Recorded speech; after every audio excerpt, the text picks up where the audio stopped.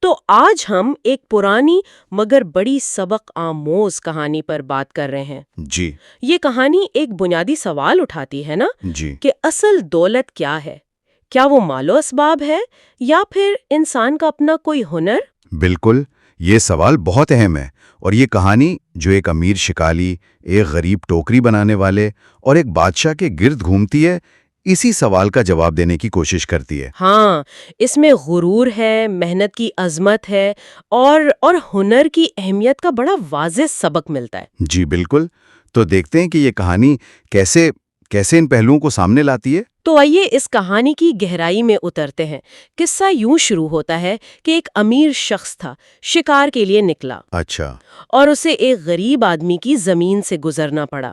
اب وہ زمین کوئی ہموار صاف ستھری نہیں تھی۔ نہیں، بالکل نہیں، وہ تو ناہموار تھی اور اس میں نرسل اگے ہوئے تھے۔ وہی نرسل جن سے وہ غریب بیچارہ ٹوکریاں بناتا تھا، مطلب اپنی روزی کماتا تھا۔ جی ہاں، اور امیر صاحب کو یہ گزرنا، یہ بات سخت ناگوار گزری۔ ظاہر ہے اس سے لگا کہ یہ کیا بات ہوئی، میری راہ میں رکاوٹ۔ ہاں، یہاں صرف گزرنے کی ناگواری نہیں تھی، مجھے لگتا ہے یہ ایک طرح سے طبقے کا تکبر تھا کہ میری خواہش، میری سہولت زیادہ اہم ہے۔ صحیح کہا، اسی لیے تو اس نے فوراً غریب کو حکم دیا کہ بھئی یہ زمین مجھے بیچ دو۔ اور غریب نے انکار کر دیا، صاف کہہ دیا کہ بھئی یہ تو میری روزی روٹی کا ذریعہ ہے، میں کیسے بیچ دوں؟ بالکل، اور پھر امیر کا رد عمل دیکھیں ذرا۔ غصے میں آ گیا وہ، طاقت کا نشاں تھا، اس نے نہ صرف غریب کو پٹوایا ان للہ، بلکہ اس کے سارے نرسری بھی جلا دیے، مطلب اس کی کمائی کا ذریعہ ہی ختم کرنے کی کوشش۔ یعنی مکمل تباہی، غریب آدمی کے لیے تو سب کچھ لٹ گیا۔ تو غریب بیچارہ روتا پیٹتا انصاف کے لیے بادشاہ کے پاس پہنچا۔ اچھا، یہ امید کی کرن تھی کہ شاید بادشاہ انصاف کرے۔ ہاں، اور بادشاہ نے فوراً امیر کو طلب کیا۔ اور کمال یہ ہے، دیکھیں کہ امیر دربار میں آ کر بھی اپنی حرکت پر شرمندہ نہیں ہوا۔ نہیں، بالکل نہیں، بلکہ بڑی رونت سے، بڑے تکبر سے کہا کہ ہاں میں نے کیا کیونکہ اس نے میرا حکم نہیں مانا تھا۔ جیسے یہ کوئی جواز ہو۔ یہیں پر بادشاہ نے اسے پھر آئینہ دکھایا۔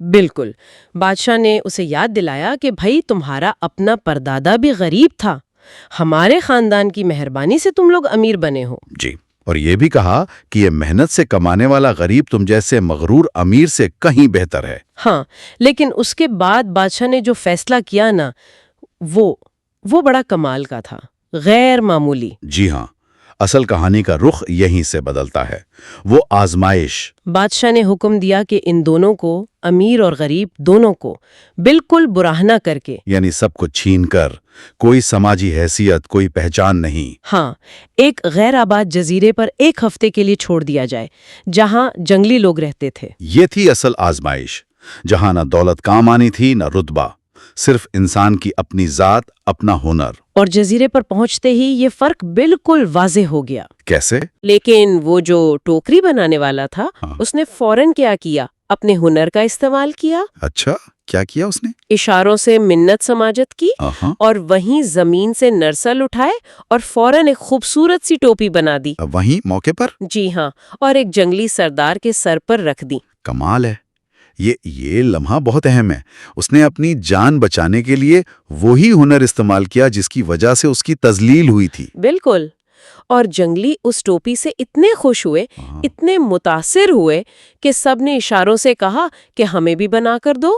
تو وہ ان کے لیے کارآمد ثابت ہو گیا، مفید ہو گیا۔ جی، وہ ان کا منظور نظر بن گیا۔ لیکن دوسری طرف وہ امیر شخص، ہاں، اس کا کیا بنا؟ اس کے پاس تو کوئی ہنر نہیں تھا۔ تو بس جنگلیوں نے اسے پکڑا اور اس کی خوب پٹائی کی، یہاں تک کہ وہ بے ہوش ہو گیا۔ اس کی ساری دولت، زمینیں سب وہیں رہ گئیں، یہاں کچھ کام نہ آیا۔